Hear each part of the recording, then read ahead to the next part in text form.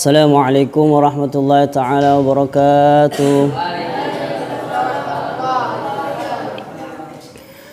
Alhamdulillahi rabbil alamin. Wabihi nasta'inu ala umurid dunya waddin. Wassalatu wassalamu ala ashrafil anbiya wal mursalin. Wa ala alihi wa sahbihi ajma'in amma ba'du. Rabbi shrah li sadri wa yassir li amri wahlul 'uqdatam min lisani yafqahu qawli.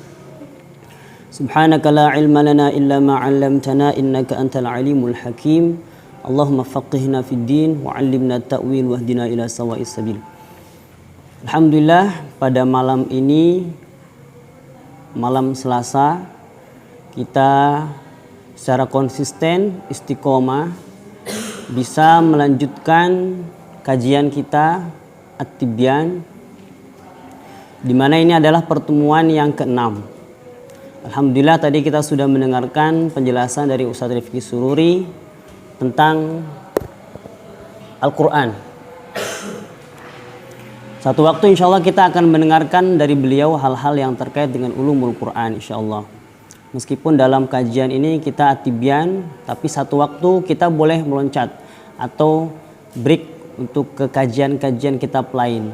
Dan itu tujuannya adalah untuk memotivasi kita di dalam menghafal Al-Quran insya Allah. Ada kemarin hadis yang tertinggal dari kita.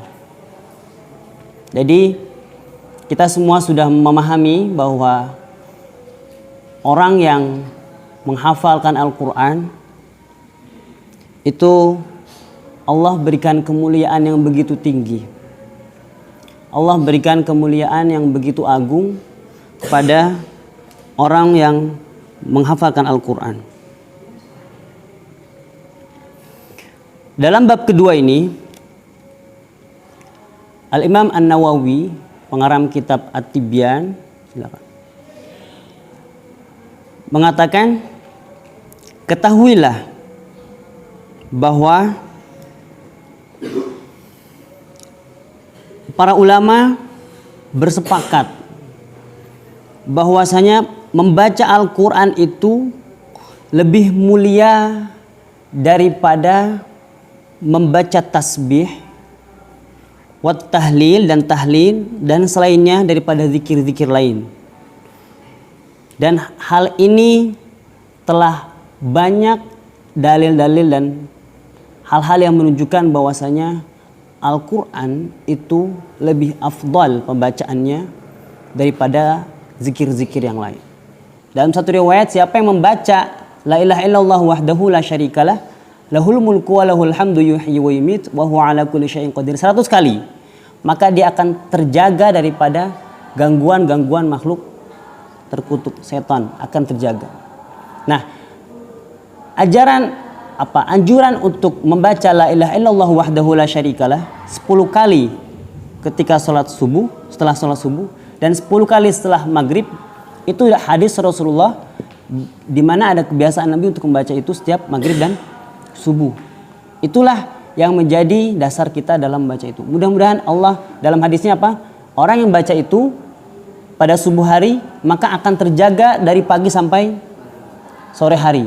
Orang yang membaca malam hari, maka dia akan terjaga dari malam sampai pagi hari lagi. Nah, di dalam ungkapan Imam Nawawi ini disebutkan, orang yang membaca Al-Quran itu lebih utama daripada orang yang membaca tasbih. Karena apa? Orang yang membaca Al-Quran itu telah dia membaca semuanya. Di dalam Al-Quran itu apa yang enggak ada? Semua ada dalam Al-Quran. Ya, dalam Al-Quran ada zikir, ada hukum, ada segala macam ada. Makanya segala macam hal-hal yang baik dan hal-hal yang buruk itu bisa datang dengan menggunakan Al-Quran. Orang mau menggunakan pengobatan Tibun Nabawi dengan Al-Quran bisa. Orang mau melakukan kejahatan dengan Al-Quran bisa. Seorang kawan bilang, Ustadz, dukun-dukun itu ya, dukun-dukun itu kalau dia mau membuat kejahatan, ganggu orang, ya, itu yang paling baik, jurus yang paling baik adalah jurus yang dia pakai ayat Al-Quran di dalamnya. Jadi Al-Quran di situ disalahgunakan. Al-Quran lagi. Jadi kalau orang membuat baik Al-Qurannya, membuat buruk Al-Qurannya. Maka dalam hadis Nabi yang sebelum-sebelumnya adalah Innallaha ta'ala yarfa'u bihadzal kitab aqwaman wa yadha'u bihi akhirin. Sungguhnya Allah Subhanahu wa taala mengangkat derajat seorang itu karena Al-Qur'an. Wa yadha'u bihi akhirin. Terkadang juga Allah menghinakan seorang itu dengan Al-Qur'an itu. Jadi sebagian orang lain menggunakan Al-Qur'an dengan tidak tidak sepantasnya, dan Allah akan menghinakan orang seperti itu. Nauzubillah min. Nah, kita sebagai orang yang hatinya perlu untuk bersih, maka Al-Quran adalah hal yang paling dasar yang harus kita baca setiap hari. Hadis-hadis Nabi, orang yang membaca Al-Quran pada saat malam hari setelah Isya misalkan, surat Tabarak, maka Allah akan lindungi dia, jaga dia dari siksa kubur. Orang yang membaca suratul Waqi'ah, Allah berikan rezeki yang banyak. Itu Al-Quran semua yang terpusatkan. Maka orang hafal Quran, kalian jaga dan masukkan dalam hati, itu jauh lebih besar lagi dan lebih tinggi kedudukannya. Satu kisah orang tentang menghafal Al-Quran gini. Ada satu kisah seorang ulama salaf soleh. Ulama salaf soleh itu maksud saya ulama-ulama terdahulu yang kita tidak meragukan kedekatan kepada Allah Subhanahu wa taala. Jadi Allah bukakan kepada mereka pintu-pintu sesuatu yang tertutup yang kalau kita sebagai orang biasa tuh tidak bisa sampai ke situ. Dan itu bagi orang-orang pada saat itu suatu hal yang biasa. Karena apa? Karena kedekatannya kepada Allah Subhanahu wa taala. Bahkan kalau kita tahu di Hadramaut itu, di Yaman, ada ungkapan begini. Ketika seorang anak, ini zaman-zaman dulu ya, ketika seorang anak bilang kepada ibunya, "Ibu, tadi saya mimpi ketemu Rasulullah SAW." Kata ibunya apa? "Ah, baru mimpi." Biasa itu. Kalau belum ketemu biasa. Jadi orang-orang pada saat itu ketemu Rasulullah itu bukan sesuatu yang aneh. Saking dekatnya kepada Allah Subhanahu wa taala dan cinta pada Rasulullah. Maka ketika ada orang yang bangga, "Saya mimpi Rasulullah loh." Ketika itu, maka dibilang, "Cuma mimpi doang." Kami biasa ketemu gitu. Saking dekatnya kepada Allah dan kepada Rasul, cinta Rasul. Maka ini Maulid Nabi Muhammad SAW kita manfaatkan sholawat. Jangan pelit-pelit. Al-bakhilu liman la yusalli alaih. Orang pelit itu adalah orang yang enggan untuk sholawat pada Nabi, padahal gratis. Nah, saya lanjutkan ceritanya, kisahnya ya. Jadi ulama ini, satu ulama tidur. Dia tidur, kemudian dia bermimpi. Dia bermimpi di satu lapangan yang luas, sangat luas. Kemudian ketika dia melihat ke satu objek, satu arah tertentu, dia melihat ada segerombolan orang ramai, orang bergerombolan ramai, memperebutkan satu makanan lah, kayak seperti kalau kita ibaratkan suatu makanan, diperebutkan. Jadi ada makanan sedikit, itu diperebutkan oleh mereka yang banyak. Katakanlah mereka ada 100 orang, diperebutkan orang itu. Ada makanan 100 diperebutkan. Nanti datang lagi makanan di tempat lain, orang-orang itu kesana semua. Datang ke sana semua. Ada lagi makanan di sana, datang orang 100 itu, rebutan. Tapi si ulama itu heran. Kenapa? Ketika orang rame-rame ngerebutin makanan-makanan yang sedikit itu, direbutin orang ratusan orang, ada satu orang laki-laki yang dia punya jatah makanan yang enak, mungkin lebih enak daripada yang barang-barang itu, tapi dia makannya sendiri. Dia nggak kasih orang, sendirian aja. Dia termuliakan. Makanannya istimewa, banyak, pilihannya banyak, dia sendirian. Enak kali kan? Kemudian ulama itu mendekat kepada laki-laki yang sendirian itu.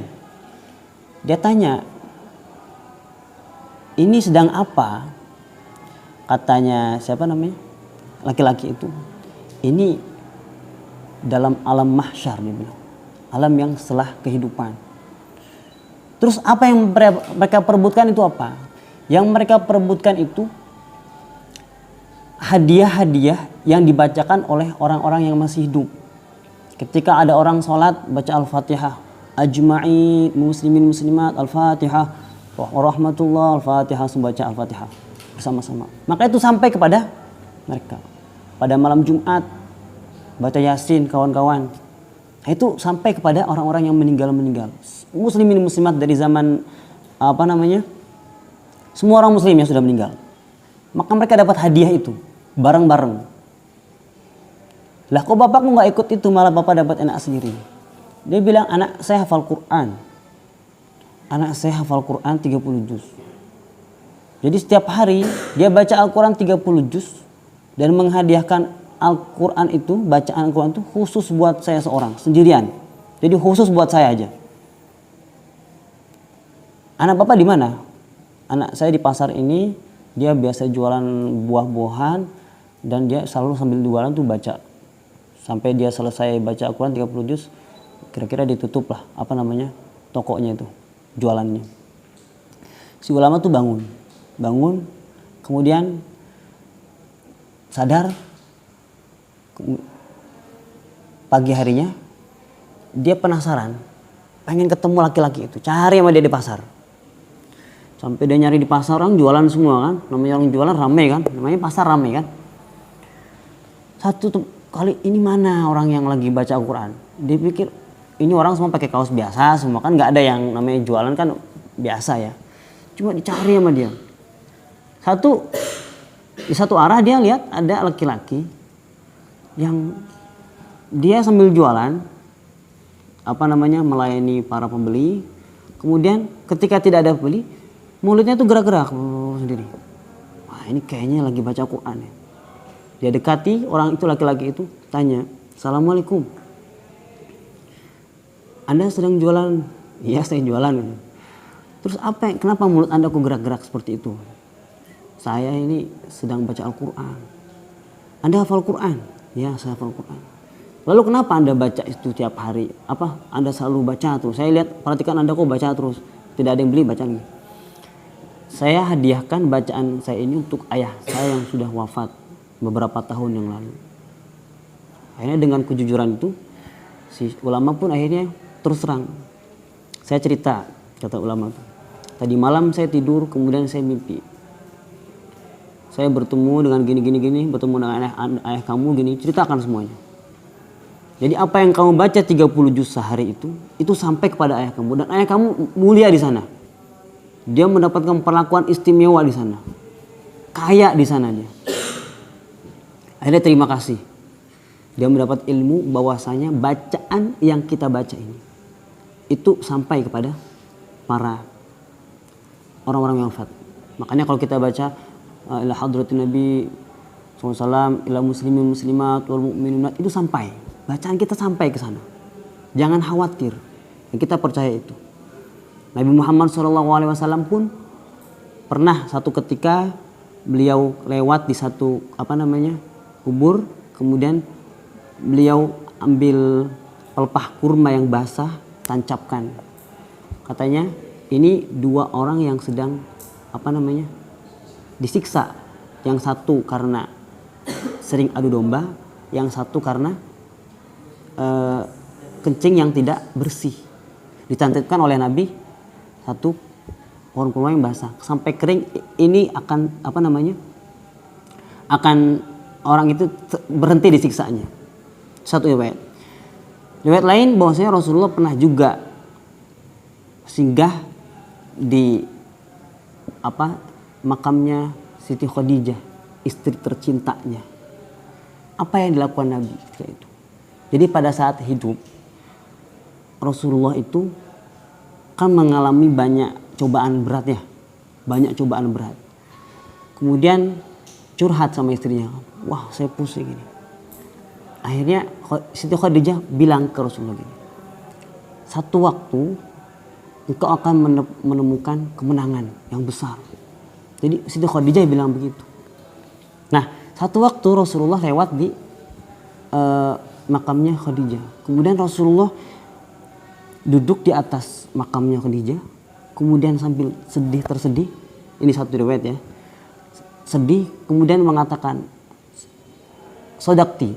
Intinya, engkau telah benar. Engkau telah mengatakan kebenaran. Bahwasanya apa yang kau ucapkan pada saat itu, aku akan mendapat kemenangan. Dan itu betul. Jadi Rasulullah ke tempatnya Siti Khadijah itu ketika setelah Fathu Mekah. Jadi betul katanya, engkau telah melakukan. Artinya apa? Suatu yang tidak dilarang dalam hal ini. Nah, kembali ke cerita tadi. Jadi si perempuan tadi itu, si laki-laki ulama itu satu waktu tidur kemudian dia tidur. Ya. Tidur. Dia tidurnya lain dengan yang kemarin. Kalau kemarin dia lihat orang-orang makanan satu bersama-sama semua terus. Dan laki-laki itu bapak-bapak itu sendirian. Nah ini beda, lain. Kok bapak-bapak itu ikut dengan gerombolan yang banyak tadi. Gerombolan banyak tadi kan ikut rebutan satu makanan sedikit direbutkan. Nah bapak-bapak itu ikut tergolong dengan orang-orang yang ikut rebutan itu ya, banyak. Rebutan lagi. Akhirnya bapak-bapak itu, ulama itu mendekat pada si orang tua tadi. Kenapa Anda kok nggak sendirian lagi? Kemarin Anda bersama-sama orang itu. Kata orang tua itu, anak saya sudah wafat. Ketika terbangun ulama itu betul dia ke pasar, anaknya udah wafat, meninggal. Nah, di sini apa maksudnya? Bahwasanya bacaan Al-Qur'an kalian itu fungsinya. Maknanya itu ketika hidup iya ada, bahkan ketika wafat pun ada. Segitu banyaknya Allah memberikan kemuliaan pada orang yang menghafal Quran. Nah, bagaimana agar Quran itu terjaga? Ya kita punya santri nanti kan, kamu punya santri hafal Quran lagi, santrinya hafal Quran dan terus sampai. Makanya 3 amal jariah yang tidak akan tidak akan terhenti apa? Yang pertama, sedekahun jariyah, sedekah jariah.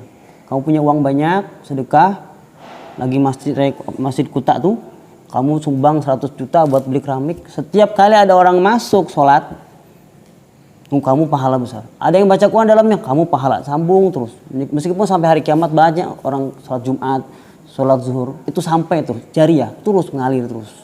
Selama manfaat masjid itu digunakan sampai hari kiamat. Yang kedua apa?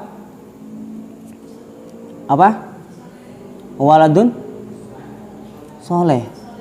Seorang yang soleh. Doakan orang tuanya. Ya, bapaknya doakan. Orang tua kalian atau kakek kalian yang sudah wafat itu didoakan Fatihah sampai. Itu kan bukti ya terhadap yang tadi ya, tadi kita baca cerita tadi, bahwasanya bacaan doanya saja sampai kepada orang yang sudah wafat. Orang yang soleh, jariah terus nyampe itu. Bacaan Quran sampai. Itu dalil juga tuh. Kemudian yang terakhir adalah ilmu yang bermanfaat. Kalian punya santri kalian baca Quran 1 huruf 2 huruf alif batasa itu sampai kepada kalian kemudian. Nah inilah bahwasanya Al-Quran bermanfaat dan ada keberkahan, kemuliaan bagi orang yang menghafal Quran. Satu hadis yang saya tambahkan, yang sebetulnya sudah kemarin ada tapi ini dalam riwayat lain. Yaji'ul Qur'anu yaumal qiyamati fayaqul ya Rabbi hallihi fayulbasu tajal karamah thumma yaqulu ya Rabbi zidhu fayulbasu hallatal karamah thumma yaqulu ya Rabb irda anhu fayarda anhu fayuqalu lahu iqra warqa wa tuzadu bikulli ayatin hasanah. Nanti akan datang Al-Quran pada hari kiamat. Al-Qurannya datang. Jangan pikir bentuknya kayak apa ya. Al-Qurannya datang pada hari kiamat. Al-Quran itu datang pada hari kiamat. Fayaqulu, Al-Quran itu berkata, ya Rabbi halihi. Ya Rabbi, ya Allah, Al-Quran yang berkatanya, ya Allah, pakaikan dia perhiasan kemuliaan. Pakaikan dia perhiasan kemuliaan bagi orang yang hafal Quran itu. Fayulbasu tajal karomah. Maka Allah pasangkan dengan makhluknya, Allah pasangkan baginya apa namanya, mahkota kemuliaan dipasangkan pada orang menghafal Quran. Tsumma yaqulu ya Rabbi zidhu. Al-Quran lagi bicara, ya Allah zidhu, tambahkan lagi ya Allah, ditambahkan lagi. Fayulbasu halatal karomah, ditambahkan lagi apa namanya, pakaian apa namanya, pakaian yang mulia. Tsumma yaqulu ya Rabbi irdu anhu. Ya Allah, Al-Quran mengatakan ya Allah berikan dia keriduan. Wah, keriduan ini yang paling mahal. Maka yang paling mahal di dalam kehidupan ini adalah mencari ridho Allah. Dalam hafal Quran ini kamu bersihkan hati kamu, bersihkan hati kita semua untuk niat kita karena Allah Subhanahu wa taala. Jangan pernah dalam niat diri kamu niat untuk dapat kemuliaan, dapat junjungan, apa namanya, pujian dari orang. Jangan. Kenapa kamu menghafal Quran? Biar juara MTQ. Kenapa kamu menghafal Quran? Biar orang pada suka. Kenapa menghafal Quran? Kayaknya enak kalau menghafal Quran yang suka banyak. Kenapa kamu menghafal Quran? Kayaknya enak, kayaknya menghafal Quran punya istri 4 gampang kayaknya. Walaupun gak punya duit. Jangan gitu. Jangan pernah berniat seperti itu. Tapi niat saya ingin menjaga Al-Quran. Saya ingin apa namanya, menjadi wasilah. Saya ingin menjadi apa yang Allah janjikan pada orang menghafal Quran. Ya. Jadi kamu karena Allah saja, motivasinya karena Allah saja.